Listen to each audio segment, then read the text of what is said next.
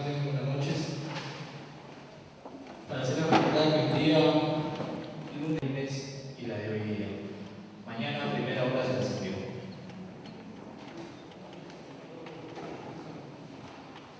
Bueno, continuando con el desarrollo del diplomado del tema de tratar el día de hoy, la modalidad de cosa juzgada fraudulenta y la necesidad de una reforma urgente o de una sepultura eterna. Para ello tenemos a mi sentido profesional, es abogado por la Universidad de San Martín de Porres, estudio de maestría en Derecho Civil y Comercial por la misma casa de estudio, docente universitario, juez superior en lo civil. Recibimos con un fuerte aplauso al doctor César Solís Macedo.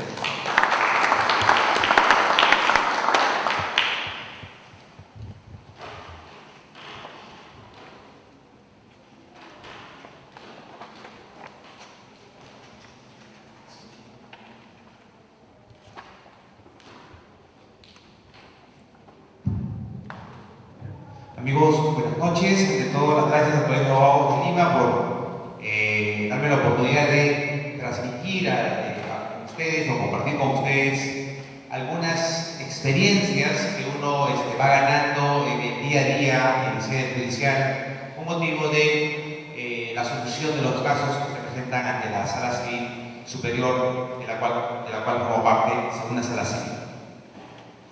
El título bastante sugerente para hoy día. O sea, ¿sirve o no sirve la acción de nulidad de cosa juzgada fraudulenta?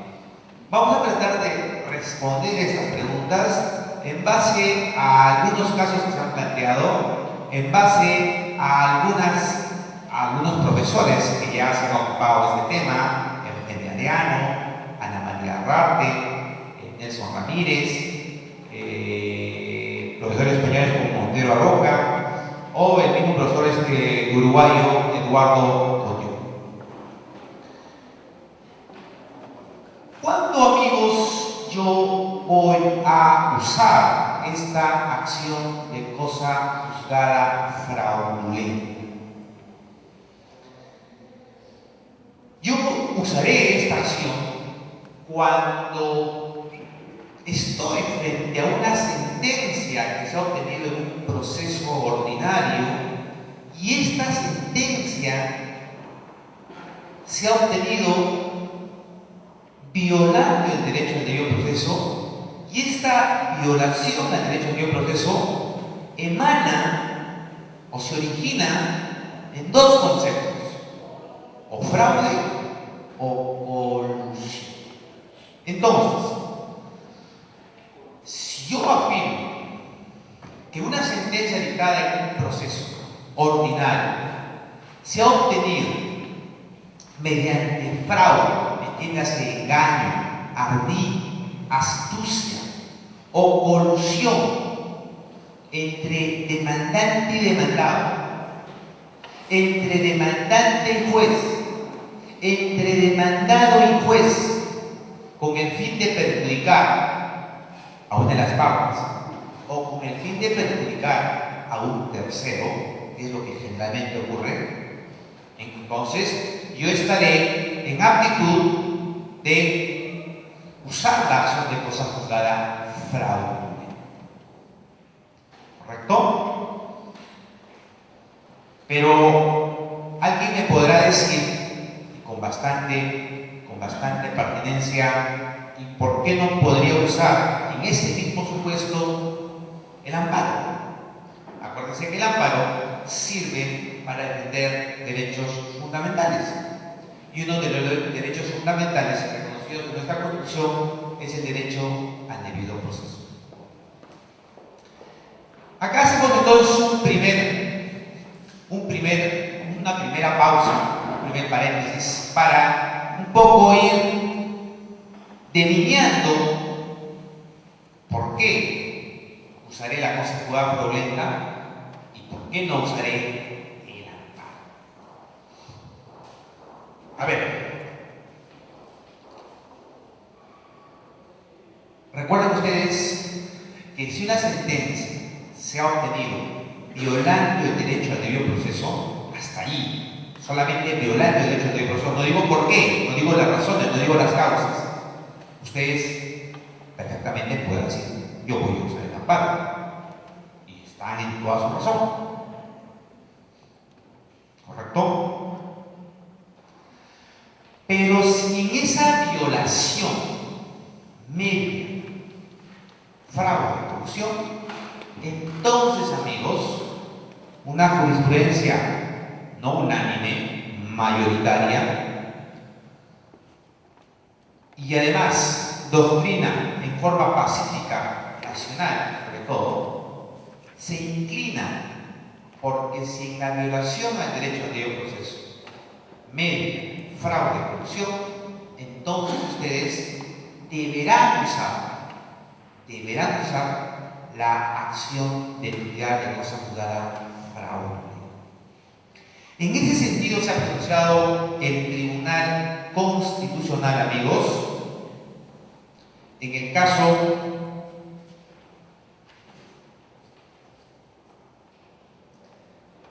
(0355) del 2009-PA-TC.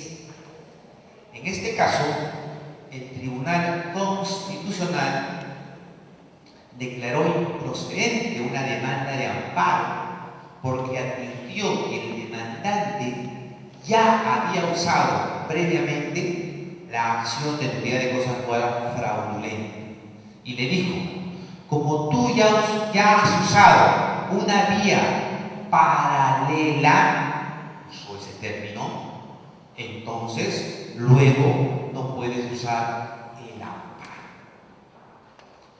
No conocemos otra decisión del TC con relación a este punto.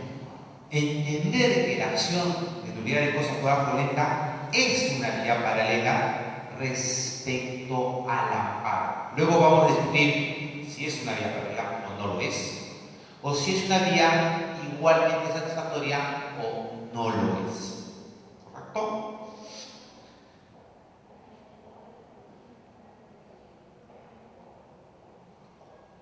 Siempre a modo de introducción, casi en todos los casos,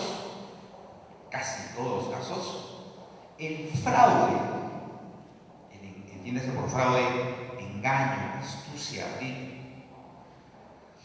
de manera activa o pasiva, el fraude en todos los casos se produce al notificarse la demanda. Repito, en la generalidad de casos, lo que no obsta que pueda ocurrir el fraude en otro momento, en el desarrollo del proceso.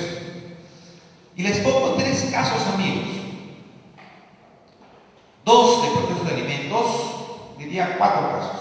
2 de procesos de alimentos, 1 de un proceso de escritura pública y 1 final de ejecución de garantía hipotecaria. Un poquito para ir introduciéndonos en el tema.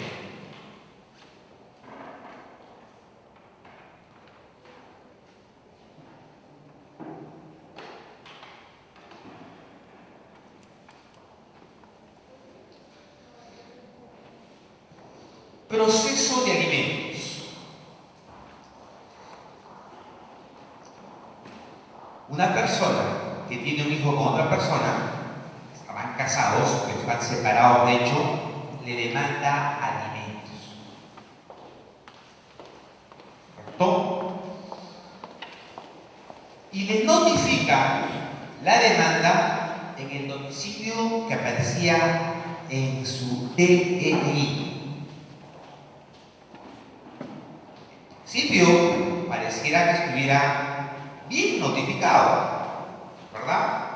Si en mi DNI aparece una dirección y un acreedor mío, civil o alimentario, me notifique que esa dirección, pareciera que estuviera bien notificado, ¿verdad? Se desarrolla el proceso, se obtiene sentencia estimatoria, nadie apela, queda firme la sentencia y cuando comienza la ejecución, sale el demandado. ¿Qué es lo que dice el demandado? Pide la nulidad de la sentencia y la nulidad de todo lo actuado, inclusive la nulidad de la notificación de la demanda. ¿Qué señala? Es cierto, en mi DNI aparece una dirección A, pero la demandante sabía que en esa dirección yo ya no domicilié.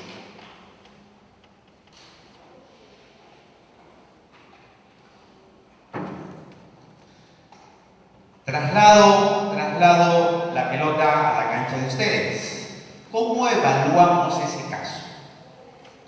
¿Pasará porque el demandado acredite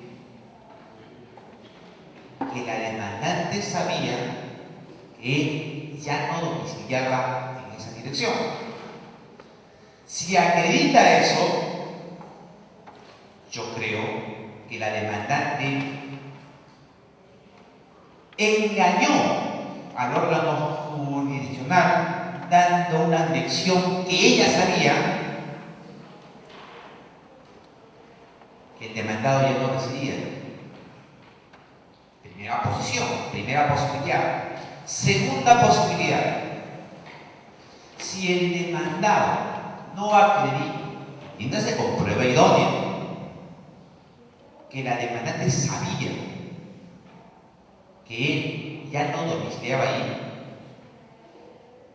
primero que la nulidad no va a prosperar, y segundo que si se va en nulidad de cosas nuevas proyectas, tampoco prosperaría. Quedémonos con el primer escenario. Si él acredita, amigos, que la demandante al tiempo que se notificó la demanda sabía que él ya no domiciliaba en esa dirección que aparecía en su DNI, yo creo que debería prosperar la acción de nulidad de cosas nuevas para uno. Pero si el demandado no acredita los hechos de su nulidad, no deberían prosperar. Acá hay un elemento adicional que les pido que tengan en cuenta. El demandado era un abogado como nosotros. No sé si eso juega en favor o en contra de él ser abogado. A ver, no sé, hacemos una primera pausa para un poquito comenzar a intercambiar con ustedes algunas ideas que creo que eso va a enriquecer esta exposición. A ver, ¿alguna opinión? En el primer escenario, si él acreditara que la demandante sabía que él ya no domiciliaba en la dirección que aparecía en su DNI,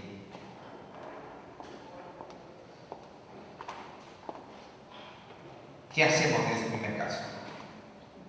¿Prospera o no prospera la nulidad de cosas nuevas fraudulentas?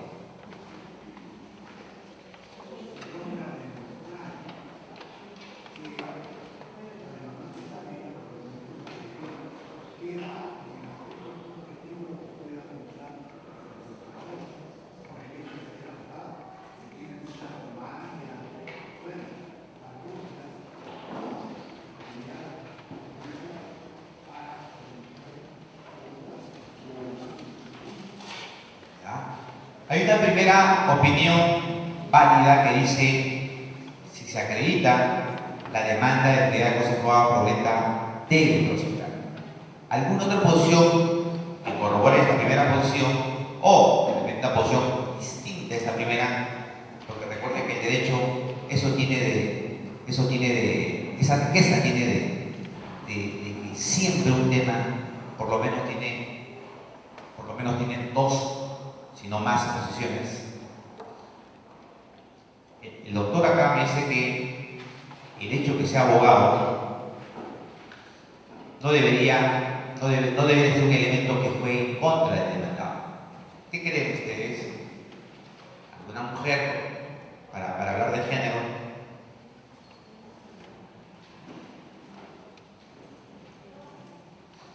¿Estamos todos de acuerdo acá con el doctor?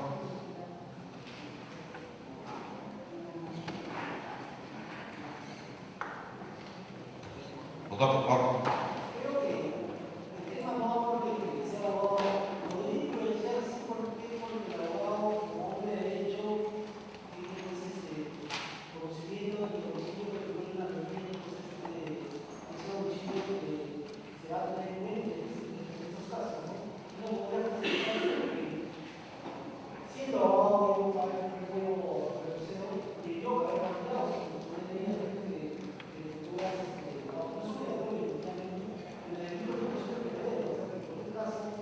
más que si no lo vemos podría suponer, poder explicar que eso, algo que está bien.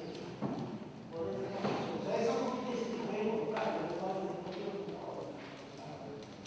Entonces, para usted, el hecho que sea abogado juega a favor o en contra de él. no, porque la ley no existe.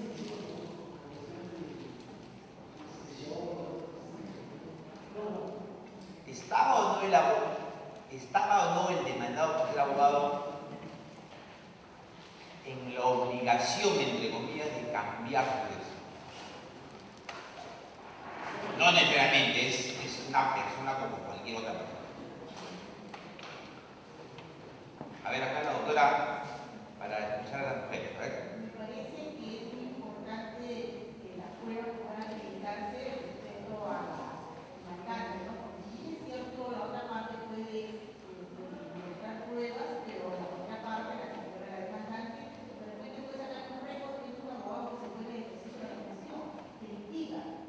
Entonces creo que es fundamental, no se litiga, es posible que reconozca, ¿no? Me dice que de repente es un abogado, que sí es cierto es abogado, pero también tiene una segunda carrera que de repente se dedica a la docencia, es profesor de un colegio, no es hospital. Entonces, ha dejado el derecho así, como se dice, apostado y se dedica solo a la docencia. Habría que probar, es un papel fundamental que va a jugar la demandante para convencer a la Gracias. Amigos, entonces, en este primer caso, opinable, en este primer caso pasará, toda la elección pasará por el tema prueba. Si se prueba que conocía, prosperará la demanda de nulidad. Si no se prueba que conocía, no prosperará. Pero quería yo ir a una segunda pregunta. ¿Es posible que el demandado de este proceso de alimentos, atención por favor,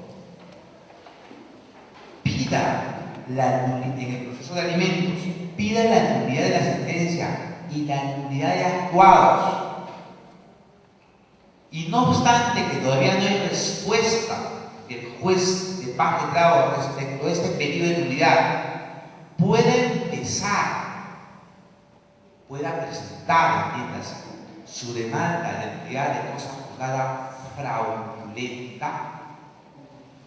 Lo que les quiero decir es lo siguiente: si está pendiente en el proceso de alimentos una respuesta del órgano jurisdiccional respecto a un pedido de nulidad, él ya está habilitado para abrir un nuevo proceso de nulidad de cosa juzgada fraudulenta, o debería esperar que se resuelva su pedido de nulidad. Esto teniendo en cuenta el tema de la residualidad, que es una característica de este tipo de acción. Recuerden que el tema de la residualidad implica que yo debo corregir cualquier vicio al interior del proceso usando los recursos ordinarios que el propio proceso me da. Acá parece que ha habido un apresuramiento. De repente, por lo que dice la autora, es un abogado, litiga, que no tiene mucha experiencia, presentó su pedido de nulidad en el proceso de alimentos y simultáneamente, sin que exista respuesta del pedido de nulidad, presentó la demanda de nulidad de cosa juzgada fraudulenta. Tengan cuidado, amigos, porque aquí, por el tema de la residualidad, creo que el abogado demandado en los elementos debió esperar una respuesta de superior autoridad, y si esta era negativa, ¿correcto? De repente le creaba todavía recurso de apelación, y si la persona tampoco prosperaba, recién irse a la acción de unidad de cosa juzgada fraudulenta. Lo que se trabajó acá, en este caso, es el tema de la residualidad, porque la demanda en primera instancia se declaró improcedente justamente porque el abogado estaba usando los recursos que el propio proceso de alimento le daba, y no obstante ello recurría a esta acción que es de carácter excepcional y además residual. Luego vamos a ver cómo se debe trabajar con la apelación o la casación, cómo vamos a trabajar con los plazos para evitar que no se rechace liminalmente una demanda. Entonces, primer caso, referido a un tema de notificación, porque el demandado señaló que se había notificado en su domicilio que recién la RNE cuando él notificaba en otro lugar. Miren este segundo caso, amigos, que también tiene que ser con un proceso de alimentos, también tiene que ser con la notificación de la demanda, pero acá hay un elemento, creo, más gravitante que el primero. ¿Cuál es este elemento en este segundo caso? El demandado, igual que en el caso anterior, se entera del proceso de alimentos, luego que la sentencia queda firme, luego que la sentencia comienza a ejecutarse, sale al proceso y lo primero que hace, como debe ser, es pedir la nulidad de la sentencia, la nulidad de todo lo actuado e inclusive la nulidad de la notificación de la demanda. ¿Cuál es su argumento? Yo, a la fecha que se notificó la demanda, estaba residiendo en Estados Unidos. Yo vivo en Estados Unidos y la notificación lo han hecho en el Perú. Aquí está mi certificado de movimiento migratorio. Y otra vez, la demandante, que es mi esposa, estoy separado de hecho, sabía, conocía que yo residía en Estados Unidos. Acá ya hay un nuevo elemento, ya no es un tema de DNI, acá hay un elemento de residencia en el extranjero, corroborado con un certificado de movimiento migratorio. A ver, entonces, otra vez para poder interactuar, la pelota se lo trasladamos a la cancha de ustedes. ¿Qué hacemos en este caso?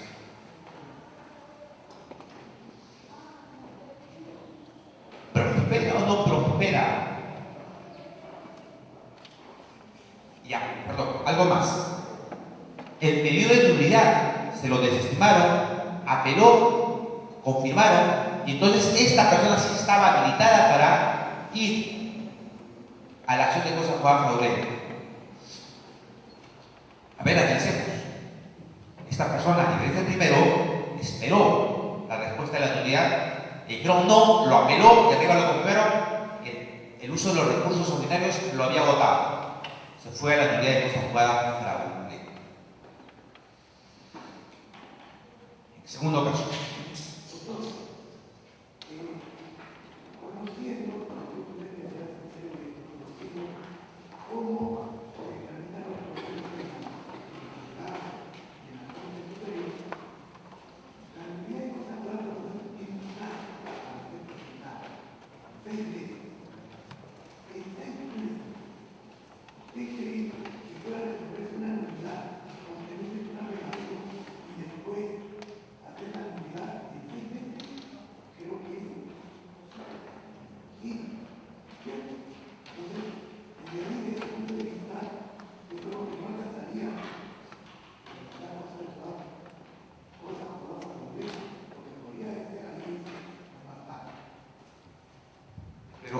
A ver, ¿a partir de cuándo usted está haciendo el cómputo de los 6 meses?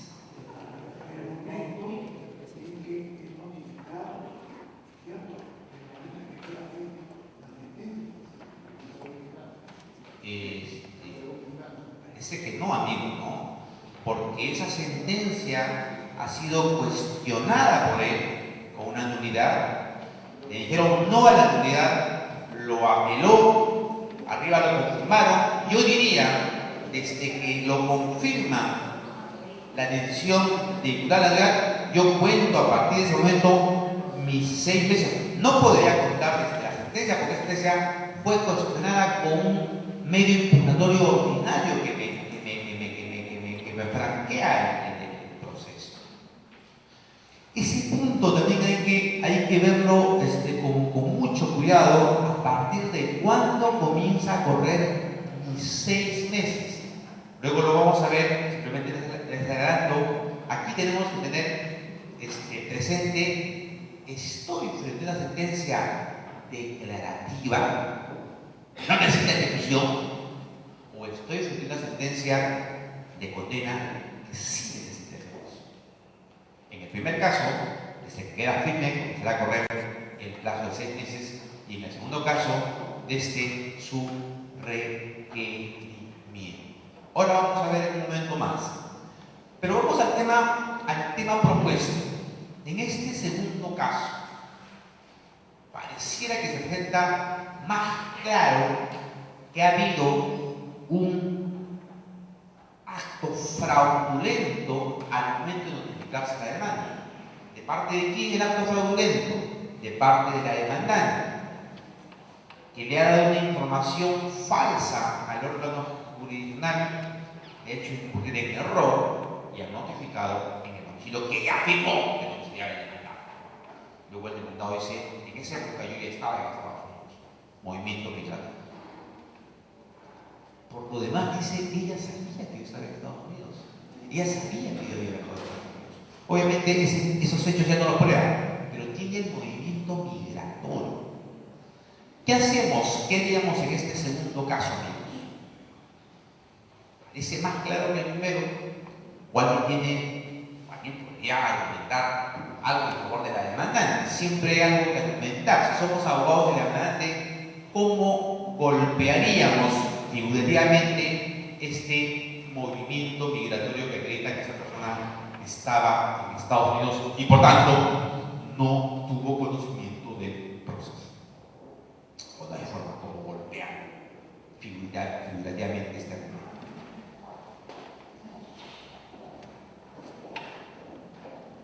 ¿Es contundente o no?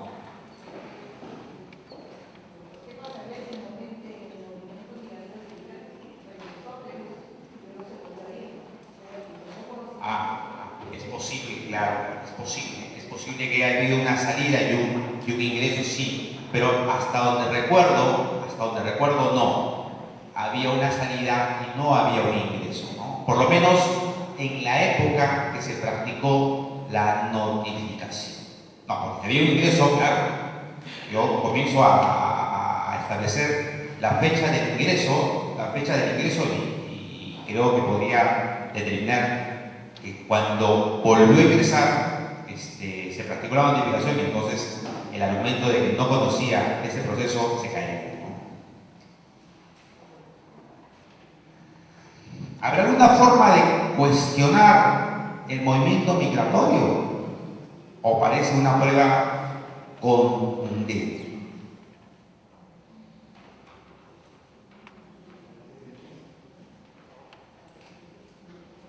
¿Habrá alguna forma de demostrar que el demandado, a pesar de que estaba en Estados Unidos, sabía de la existencia de este proceso?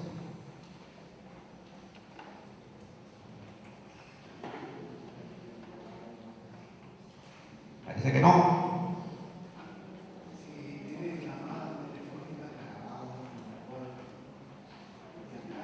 La esposa hablaba con él y le dijo que te voy a demandar, correos, ya te demandé, la demanda está en tal juzgado, no le metes tanto.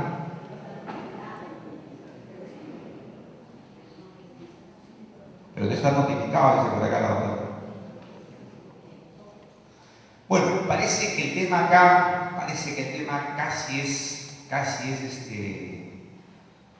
es incuestionable, parece, digo, porque siempre habrá una forma, si es que la hay. Miren este tercer caso, amigos, que es, pero el certificado de movimiento migratorio fue determinante, ¿no?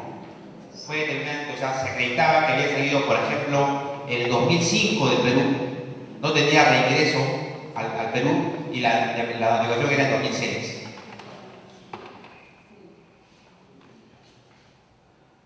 No había más material probatorio, ¿no? Que el movimiento migratorio y la demandante no pudo desvirtuar que él sabía o estaba en razonable de saber que había un cruzado el mismo, o por teléfono, por correos, por cartas, no hubo ningún material probatorio que haga. Este tercer caso, amigos, es un caso que también tiene problemas con la notificación de la demanda. El acto fraudulento, entiéndase engaño, ardida, astucia, también está focalizado al notificarse la demanda. Este es un proceso de tratamiento de esfera pública. Recuerden, en el primer caso notifiqué a una persona en el domicilio que percibía una reniegue y decía, yo ya no domiciliaba ahí. Podría ser bastante opinable. En el segundo caso, de una persona en el Perú, cuando esa fecha ya estaba en Estados Unidos. Creo que el argumento aparece más fuerte. Creo que es un argumento todavía más fuerte. ¿Por qué? Porque cuando notifican al demandado, que la demandada era una mujer, la mujer había muerto. Y han notificado a una persona que ya muerto, que ya estaba muerta. Y ustedes me dirán, ¿cómo podía saber la demandante que estaba muerta? Es un proceso de esfera pública, ¿cierto? Hay una doble venta, hay una primera venta A a B, hay una segunda venta de A a C, ¿correcto? La diferencia es un año, 7.1 a B y 7.2 a C, ¿correcto? ¿Quién demanda el otorgamiento de esfera pública? La primera que compró. B le demanda otorgamiento de esfera pública. ¿Cuándo le demanda? El año 2006. ¿Cuándo esta persona había muerto? El año 72. Otra vez la pregunta, ¿cómo podía ella saber que estaba muerta? La sucesión que había causado se había escrito en los registros públicos. Y por el 2012, por el principio de publicidad, se presume, sin admitirse prueba al contrario, que todos tenemos conocimiento de las discusiones hechas en los registros. No había forma de que la demandante destruya esta presunción, porque es una presunción absoluta, iure de iure, pero todo era imposible de destruir. Las relativas se pueden destruir, pero esta no se puede destruir. ¿Quién demandó? Obviamente el proceso de tratamiento lo ganó, acusaron rebeldía a una persona muerta, ¿no es cierto? La persona que había muerto no podía apelar, la sentencia quedó consentida y por tanto, frente a esta sentencia que había quedado consentida, la segunda compradora pidió la nulidad de la sentencia de este proceso de tratamiento de esfera pública. Acá creo que está bien claro, ¿no? Salvo que se demuestre que al año 2006 esta persona habría resucitado, cosa que es imposible, ¿verdad? Ella ha muerto en el año 7, 2, 8, 2, 9, 2, casi más de 30 años. Este caso sí, pues no había mucho que discutir, mucho que deliberar. El tema creo que está bastante claro acá. Pero es el tercer caso donde el fraude, entiéndase engaño, astucia, ardid, provenía de la demandante respecto al domicilio de la demandada. Focalizado, como les dije inicialmente, el fraude en el acto de notificación de la demanda.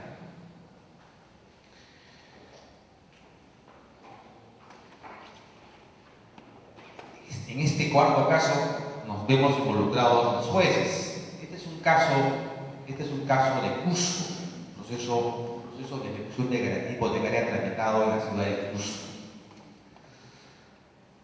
Acá no hay un problema de fraude en la notificación de la demanda. Aquí el problema, la colusión, si se quiere, existiría entre el representante del banco ejecutante y el juez. ¿Qué relación había entre el representante del banco ejecutante y el juez? Eran compadres. El juez era padrino de confirmación del hijo del representante del banco ejecutante. No obstante ello, el juez no se abstuvo de conocer el proceso. Conoció el proceso y resolvió en favor del banco. Alguien me podrá decir, ¿cuál es el problema?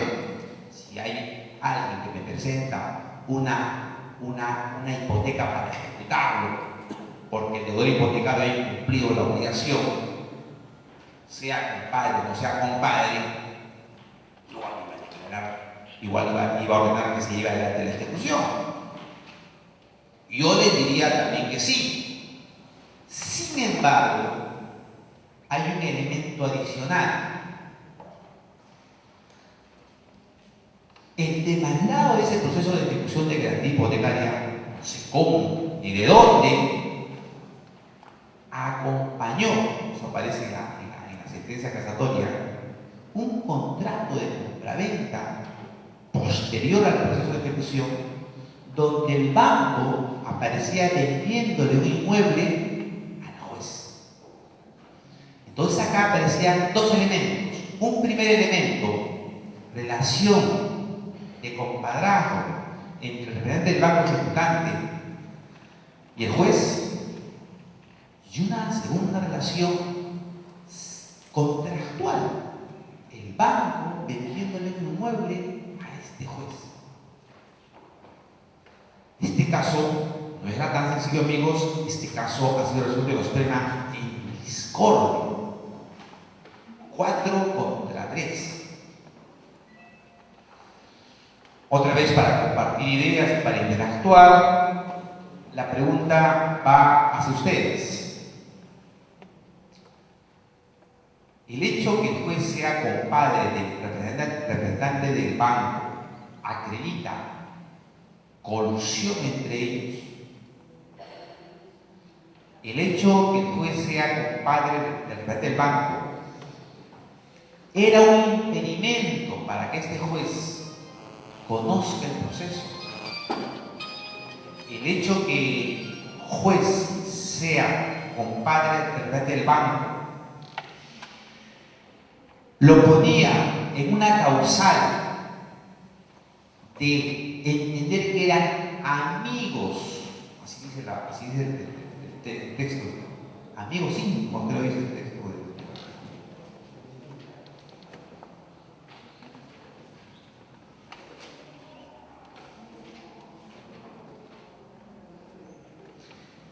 Miren lo que dice causales de recusación. Las partes pueden solicitar el juez aparte del proceso cuando es amigo íntimo, es amigo íntimo.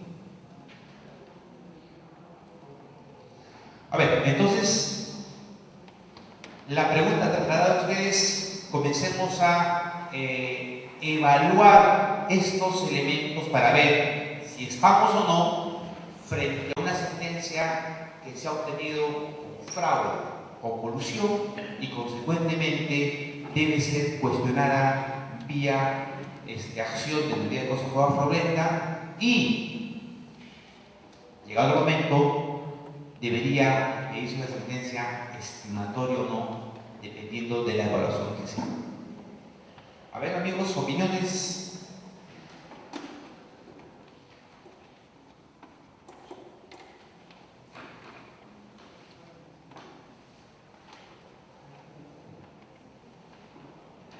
Es el único caso donde encontré una participación, no sé si directa o indirecta, de parte del juez. En todos los casos simplemente hay participación de demandante y demandado, solo de demandante, solo de demandante para perjudicar al demandado, de demandante y demandado para perjudicar, perdón, solo demandante para perjudicar al demandado y de demandante y demandado para perjudicar a un tercero. ¿Qué les parece este cuarto caso?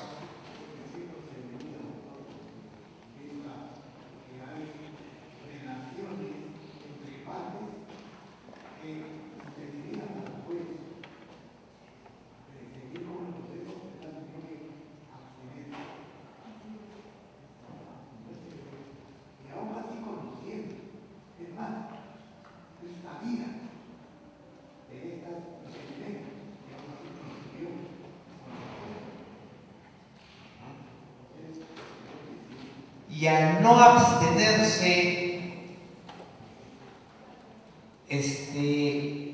generó una transgresión al derecho de un proceso y consecuentemente su sentencia es una sentencia injusta,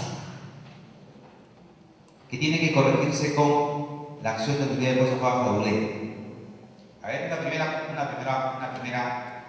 primera posición válida. ¿Qué dicen los demás doctores o doctoras? Doctor.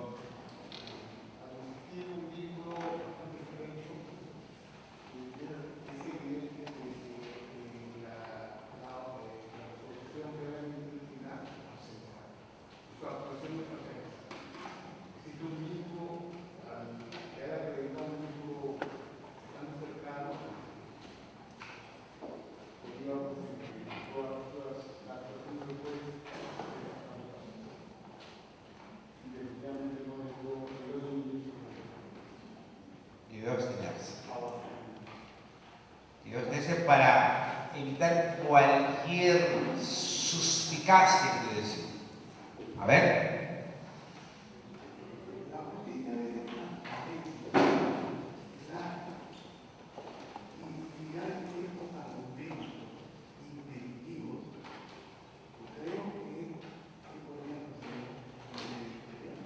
Prosperar. Doctor.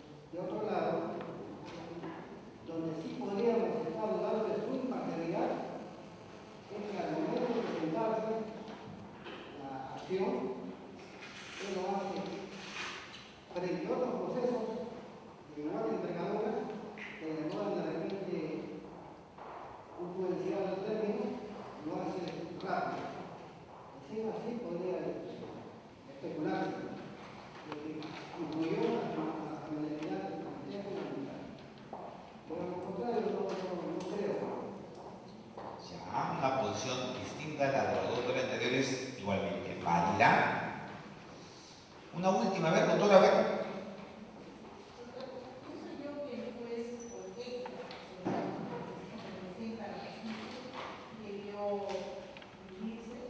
Sin embargo, también a través de una negociación, de repente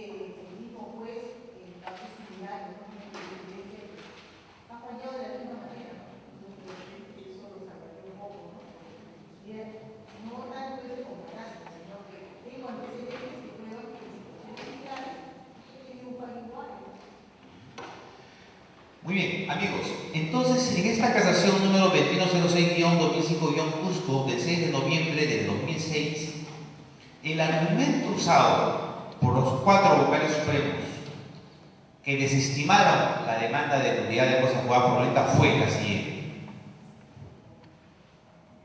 que entre las causales de impedimento no estaba el ser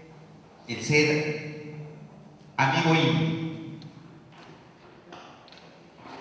Y por tanto, el juez, como dijo por ahí el doctor, no estaba obligado a abstenerse.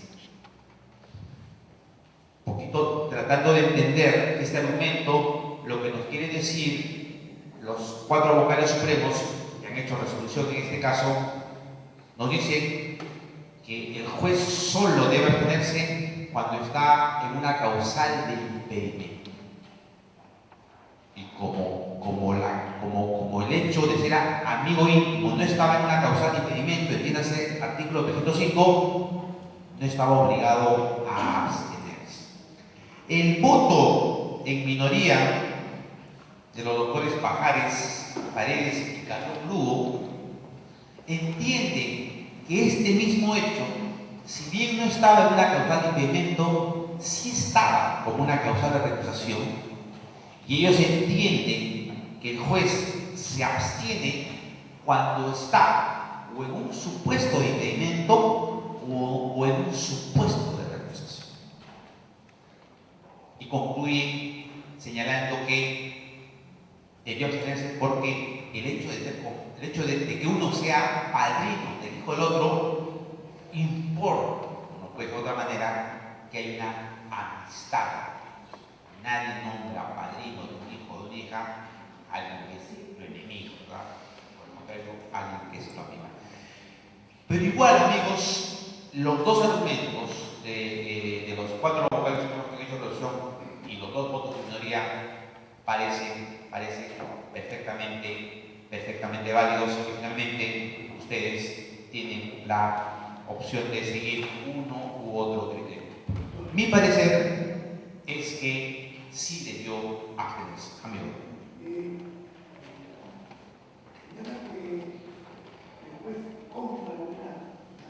Ese es un elemento adicional, ¿no? Terminado el proceso, el banco le vende un inmueble al juez. Ese es un elemento adicional que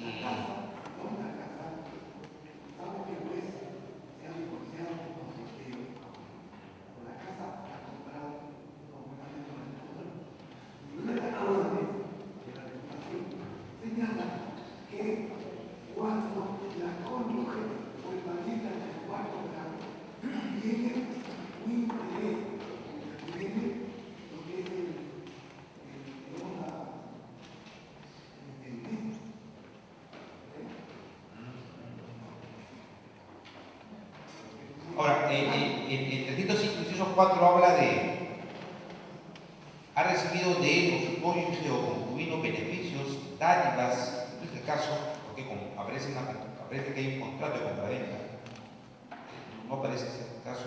Depende, se refiere usted al inciso 2, dice él o su cónyuge o concubino tiene parentesco con esto. No. Pero en este caso lo traje a propósito porque en realidad había un elemento distinto al que normalmente se presenta, que había que presentarlo y debatirlo con ustedes y ponerlos a su consideración, ¿no?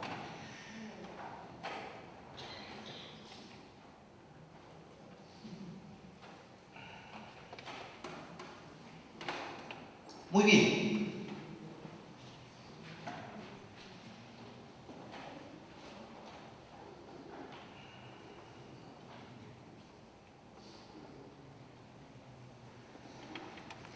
Amigos, el 170, amigo, dígame, por favor.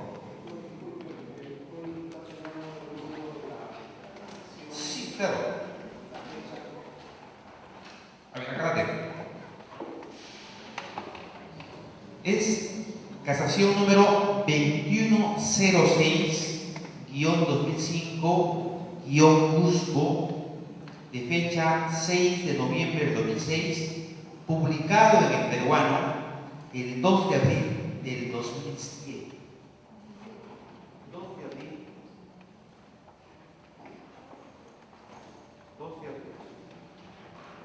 2 de abril del 2007.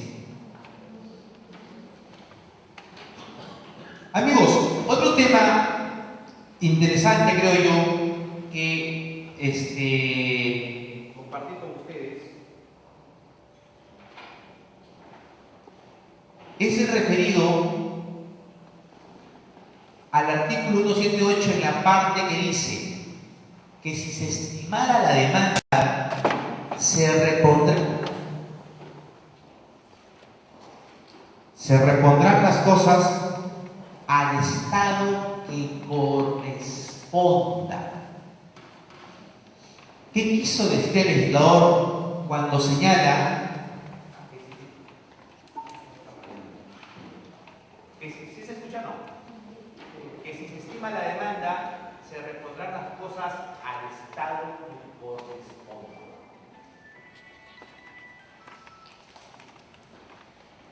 Primera posibilidad. Yo identifico el vicio que se produjo como consecuencia del acto fraudulento y entonces voy a retrotraer ese proceso hasta ese momento.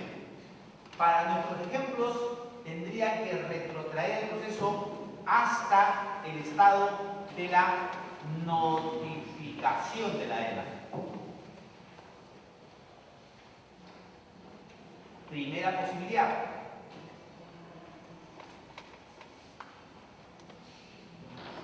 Segunda posibilidad.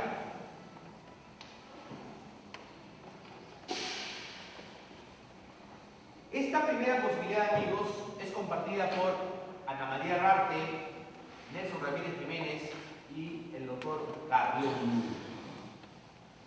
Yo identifico el vicio generado como consecuencia del acto fraudulento y en consecuencia yo, en la sentencia de nulidad de cosas juzgadas por renta, señalo nula la sentencia, nulo el actuado para nuestros casos hasta la notificación de la demanda. Lo que quiere decir que el proceso nuevamente se reiniciará a partir de ese momento. Es primera posibilidad de entender esta frase del 178. Una segunda posición que lo desarrolla el doctor Aníbal Quiroga es que en el proceso de nulidad de cosa juzgada fraudulenta se resuelva lo que debió resolverse en el primer proceso. Con lo cual le estaría dando al proceso de cosa juzgada fraudulenta un efecto sustitutivo a la sentencia. O sea, la sentencia que se dicte en el proceso de cosa juzgada fraudulenta va a sustituir a la sentencia dictada en el primer proceso. Una tercera posición es la que defiende Monroy Palacios, y él dice: estimada la demanda de nulidad de cosa juzgada fraudulenta, se tiene que abrir un tercer proceso. El primer proceso donde se había obtenido sentencia con fraude o corrupción. El segundo proceso de nulidad de cosa juzgada fraudulenta, dice él, tendría que haberse un tercer proceso donde nuevamente se comienza a discutir lo que se discutió en el primer proceso. Una cuarta posición es que los efectos de la sentencia que se dicte en el proceso de nulidad de cosa juzgada fraudulenta simplemente tiene efecto rescisorio, efecto anulatorio y nada más. Anula la sentencia, dice, del primer proceso, y ahí se queda.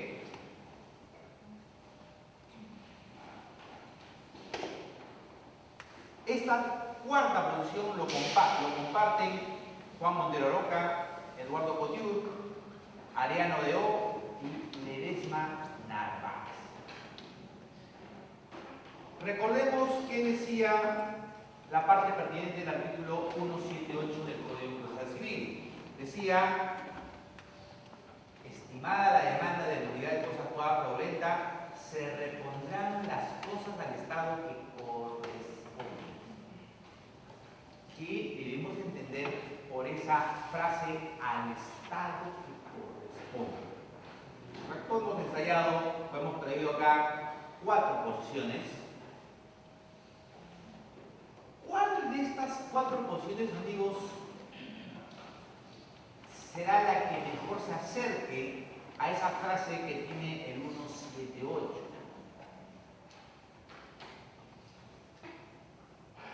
La sentencia que se tiene en el proceso de nulidad de cosa juzgada fraudulenta puede tener un efecto sustitutivo respecto de lo que fue en el primer proceso, o simplemente tiene un efecto rescisorio, anula.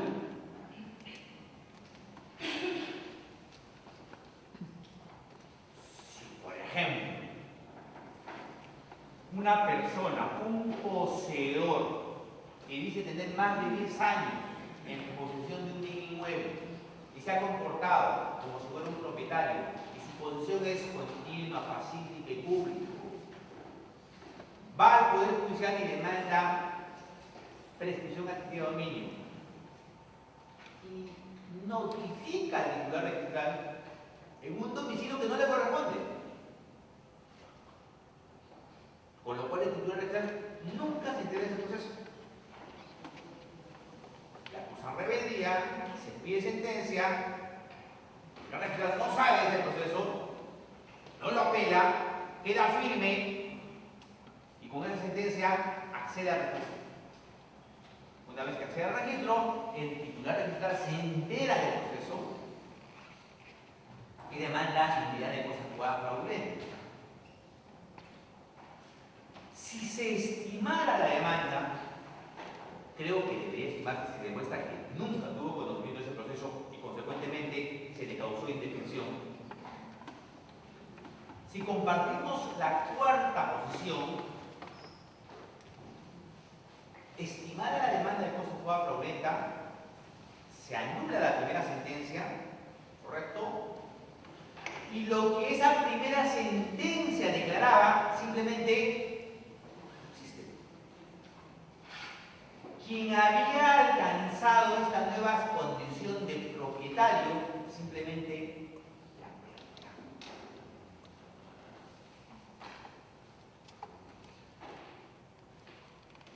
Eugenia Ariano comparte esta posición, defiende esta posición y dice que es la posición que mejor se adecua a esta frase: que las cosas se repongan al Estado que corresponda. Y el Estado que corresponda, antes de lo que da la sentencia, era que esta persona era propietaria. Cuenta o señala un ejemplo más. Si a una persona se le demandó filiación y nunca se le notificó, y la sentencia declara que Juan es padre de Juanito, y esta persona va a un proceso de nulidad de cosa juzgada fraudulenta y demuestra que nunca se le notificó, obtiene una sentencia estimatoria. En esta sentencia se anula la primera sentencia y entonces las cosas se repondrán al Estado que corresponda. Significará que esta persona no será imputado padre. Eso es al Estado que corresponda, se entiende antes de la sentencia. Si una persona logra divorciarse de otra persona a la cual nunca se le notificó, que es otra persona, inicia un proceso de nulidad de cosa juzgada fraudulenta, si compartimos esta 4ª posición, implicará que esta persona que alcanzó el divorcio a partir de una sentencia fraudulenta se tendrá las cosas que regresar al Estado que corresponda. ¿Cuál? Los de casar.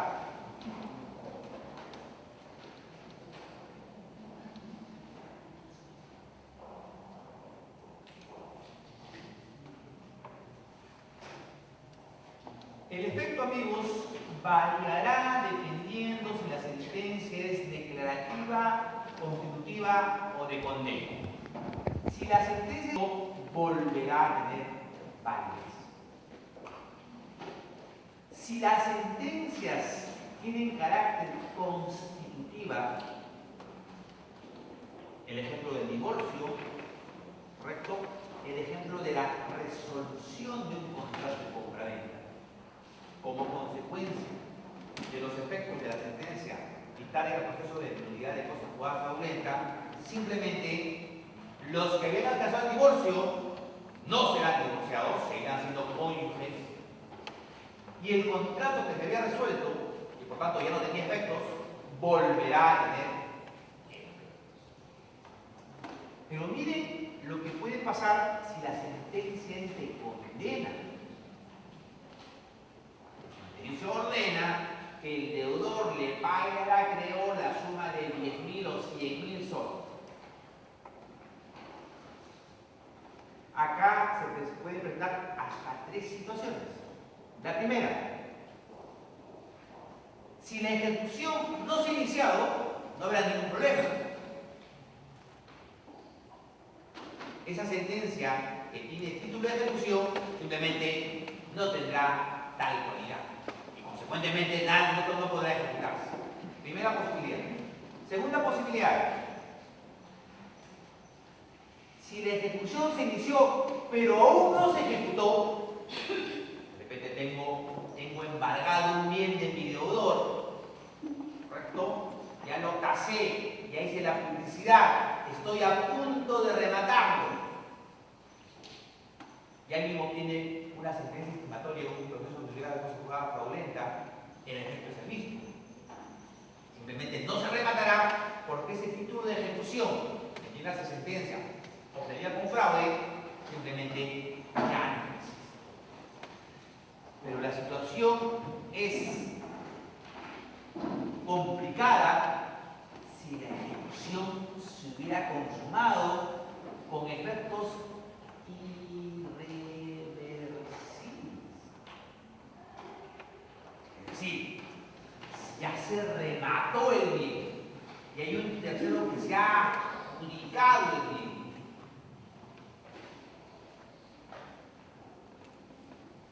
Y este tercero, imagínense, se adjudicó, accedió al registro y a su vez vendió a otra persona. Simplemente acá quedará remedios resarcitorios, ¿no? Entiéndase, temas de indemnización.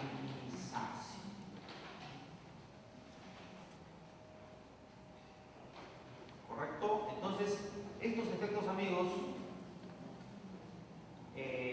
hay que examinarlos teniendo en cuenta, ¿estoy frente a una sentencia declarativa? ¿Estoy frente a una sentencia constitutiva? ¿O estoy frente a una sentencia de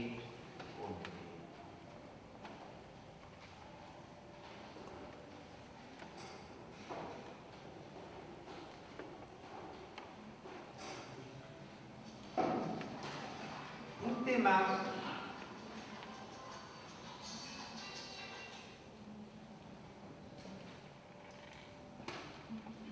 Un tema propuesto al inicio de la exposición fue: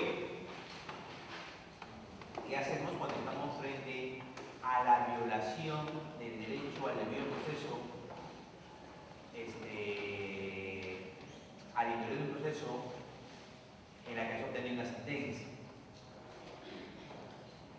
Cosa jugada fraudulenta o amparo. Tratemos de construir algunas premisas. Si yo tengo fraude, si yo tengo corrupción, fraude y corrupción importan vulneración al derecho al debido juicio. ¿Correcto? En todas sus manifestaciones, o en cualquiera de sus manifestaciones. Llenas de fuerza rural, vías preestablecidas, derecho de defensa, derecho a la prueba, derecho a sentencia debidamente fundamentada, derecho a la doble influencia.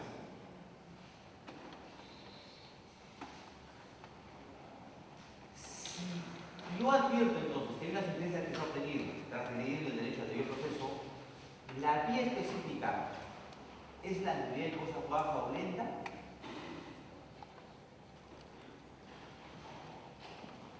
Primera posibilidad sí, segunda posibilidad no.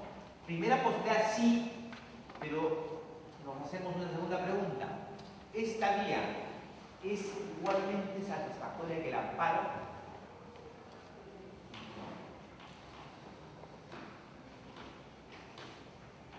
Yo tengo la misma respuesta del órgano jurisdiccional cuando presento una demanda de nulidad de cosa jugada fraudulenta que cuando presento el amparo.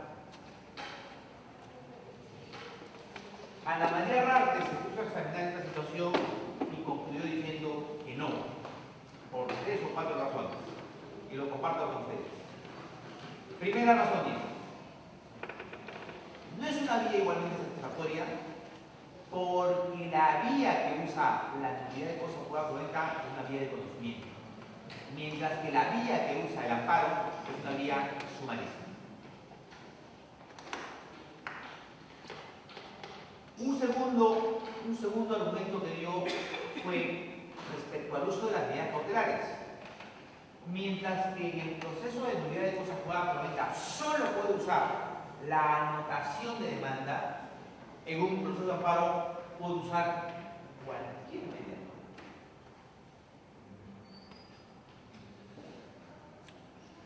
Un tercer argumento que dio Ana María Rarte fue que mientras la sentencia dictada en un proceso de nulidad de cosa jugada fraudulenta simplemente tiene efecto rescisorio, anula, la sentencia que se dicta en un proceso de amparo tiene un efecto restitutorio. Es perfectamente posible, amigos, que una sentencia dictada en un proceso de amparo te suspenda la ejecución de un proceso ordinario. Se suspende la ejecución de la sentencia de un proceso ordinario. Estas 3 razones que se comparten, creo que nos permiten concluir que la nulidad de cosa jugada fraudulenta es una vía específica, sí, pero que no es igualmente satisfactoria que el amparo, por la vía, por las medidas cautelares y por los efectos de la sentencia.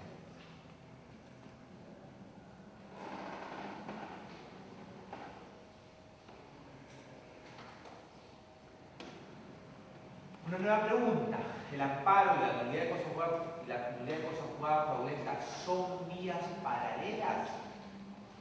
El tribunal, como le dije inicialmente, sostiene que sí. Fíjese en la sentencia, perdón, en el expediente 03-55-2009-PA, el tal TC señala que sí, que la nulidad de cosa jugada fraudulenta es una vía paralela al amparo.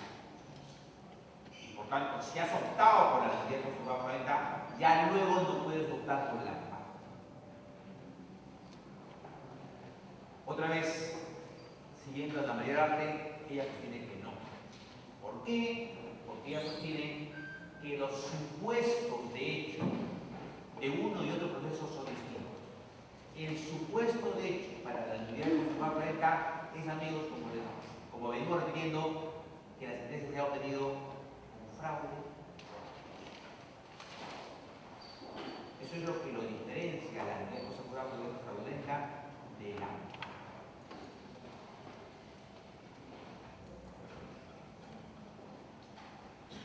Ahora, podríamos preguntarnos, si yo estoy frente a una sentencia que se ha obtenido con fraude o colusión, ¿puedo o no puedo ir al amparo?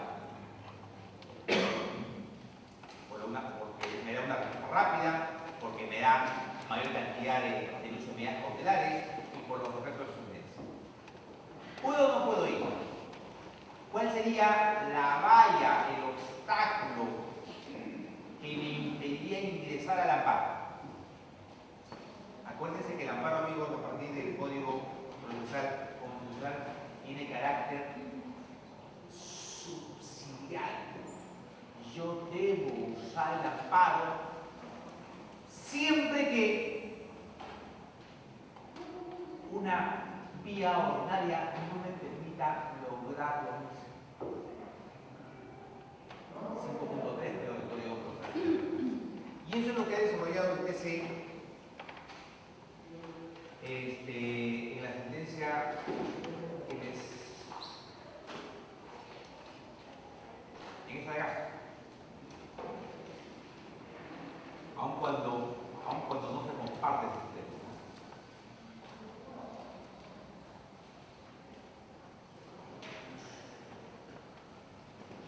Y a partir del nombre que se le ha dado al presente tema, ¿sirve o no sirve la nulidad consensuada fraudulenta?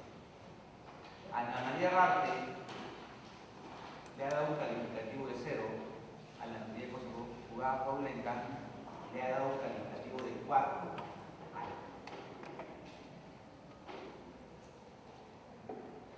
Pareciera que la doctora, como sugería el que presentó el tema, simplemente le está poniendo una cruz a la nulidad consensuada fraudulenta.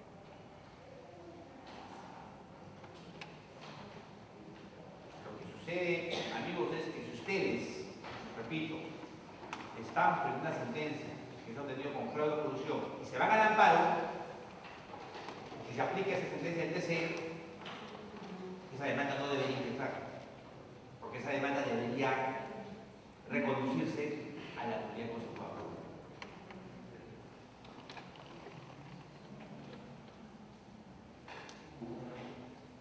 De repente, el TC la cambió, más grande cambio, y entonces se podría reconducir sentencias que están cometidas con fraude o corrupción. Y para ir terminando,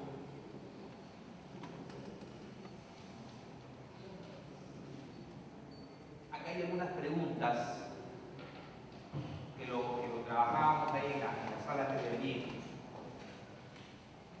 Nulidad de cosas jugada fraudulenta versus procesos no contenciosos. En un proceso no contencioso, la resolución que se pida alcanza la calidad de cosa juzgada. Si la respuesta es sí, puede usar la nulidad de cosas juzgadas fraudulenta. Si la respuesta es no, no la puede usar. La respuesta es no, amigos. Las decisiones que se adoptan en los procesos no contenciosos no alcanzan la calidad de cosa juzgada. No alcanzan porque simplemente no hay pronunciamiento sobre el fondo de un asunto, de una causa. Y así lo ha señalado la Suprema en la casación del 35-2011, la ahorita, o ahora, del 25 de noviembre de 2002.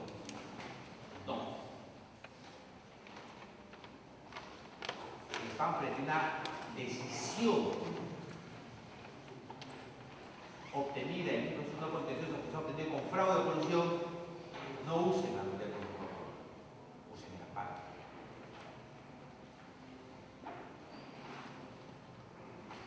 Y esta pregunta me lo sugirió un colega: desde un proceso ordinario de nulidad consensuada fraudulenta, ¿puedo controlar la sentencia dictada con fraude en un proceso de amparo? Lo contrario es imposible, ¿verdad? Desde un proceso de amparo, yo puedo controlar el proceso ordinario. El juez constitucional controla el juez ordinario. Pero ¿puede un juez ordinario controlar la sentencia dictada en un proceso de amparo cuando se advierta que ésta se ha obtenido con fraude o corrupción? ¿Qué dice?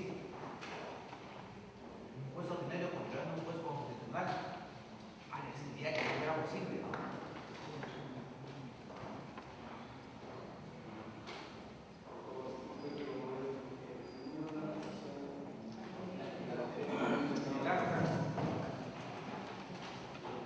Casación 3955-2011-Guaura, 25 de noviembre de 2011.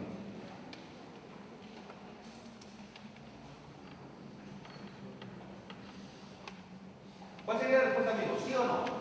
Si el juez constitucional puede controlar un juez ordinario, el juez ordinario no puede controlar al juez constitucional.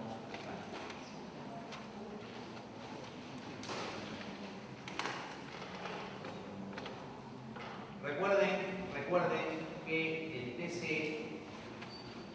ha desarrollado el tema del amparo contra amparo. O sea, si eso ocurriera, debería ese amparo controlarse con otro amparo bajo las reglas que el propio TC ha señalado. Entonces la respuesta sería no, porque el TC ya ha establecido un mecanismo para el control de los procesos de amparo. Amparo contra amparo, que cada vez aparecen con más en mayor cantidad. Amparo contra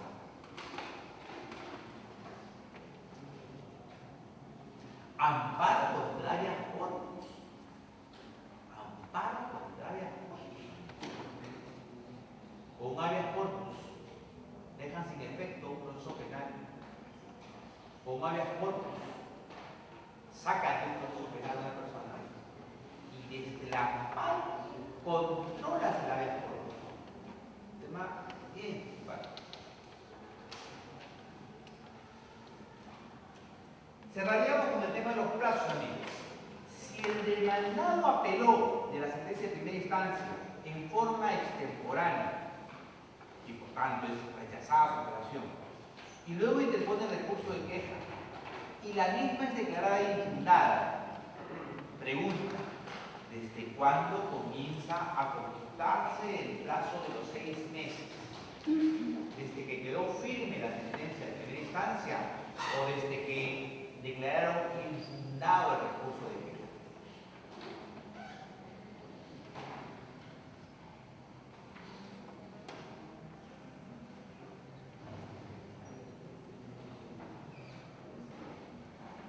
Entre la fecha que quedó consentida la sentencia de primera instancia y la fecha que dice que la sala superior dice infundada, perfectamente ha podido pasar 3, 4, 5, 6 meses.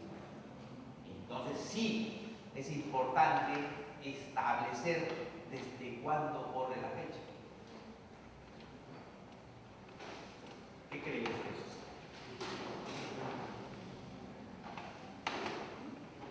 Miren que apeló extemporáneamente. El juzgado dijo en procedimiento de apelación. Como le denegaron la apelación, se fue en queja. Arriba le dijeron, infundada tu queja, has apelado de forma extemporánea. Podría alegar, y 6 veces comienzan a correr a partir de que el superior me ha hecho infundar mi queja. O corre desde acá, desde cuando consintió la sentencia. Parece que acá la consintió, pero de forma extemporánea. ¿Cuándo una sentencia hace cosa juzgada? Cuando queda firme. ¿Y cuándo queda firme? Cuando consiente. Miren este otro caso. El demandado interpuso recurso de casación de forma extemporánea, pareció al primero. Le dijeron improcedente tu casación y luego interpone la nulidad de esa decisión. Y la Suprema le vuelve a decir infundada tu nulidad. ¿A partir de cuándo corren los 6 meses? Desde que quedó consentida la sentencia superior o desde que la Suprema le dice infundado tu nulidad. Otra vez, la fecha que quedó consentida la sentencia superior y la fecha que dice infundada la nulidad, igual ha podido pasar 6 meses o un año. Con el mismo criterio que se trabajó en el caso anterior, es desde que quedó consentida. ¿Por qué? Porque él consintió con esa sentencia al haberlo impugnado en forma extemporánea. No puede alargar la fecha a partir de un recurso que lo ofrece de forma extemporánea y seguir alargando con una nulidad. ¿Creen?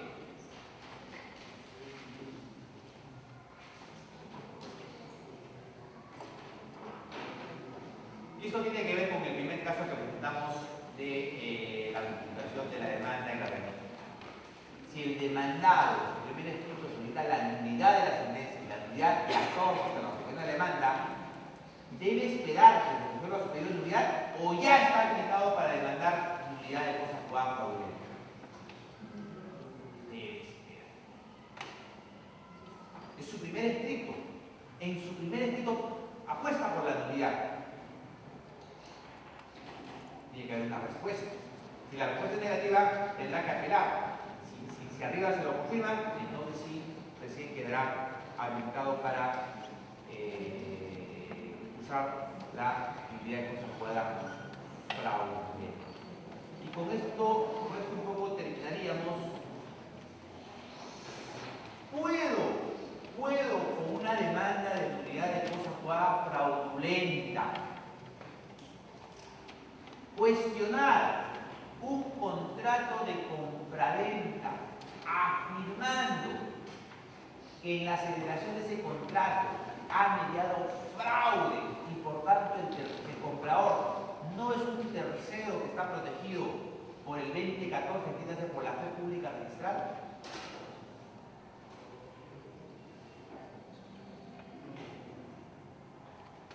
Miren que estoy alegando fraude en un contrato de compraventa.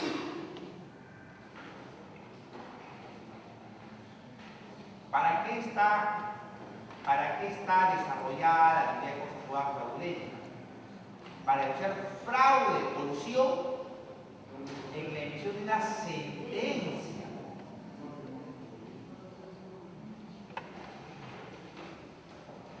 Yo no puedo valerme de este proceso para cuestionar un acto jurídico, aun cuando ese acto jurídico se hubiera celebrado mediante fraude. ¿Correcto? Recuerden ustedes el 195 que te dice si el deudor dispone de sus bienes con el fin de perjudicar al acreedor, que se conoce como actos fraudulentos, actos defraudatorios, el acreedor tendrá que pedir pues la ineficacia de ese acto, pero en un proceso, usando la acción pauliana, ¿verdad? Pero yo no puedo usar la nulidad de cosas jugadas fraudulentas para cuestionar un acto jurídico. Para eso tengo la acción pauliana, no tengo la acción de nulidad. Bien amigos, espero que les haya servido estas ideas que se les ha dado. Gracias.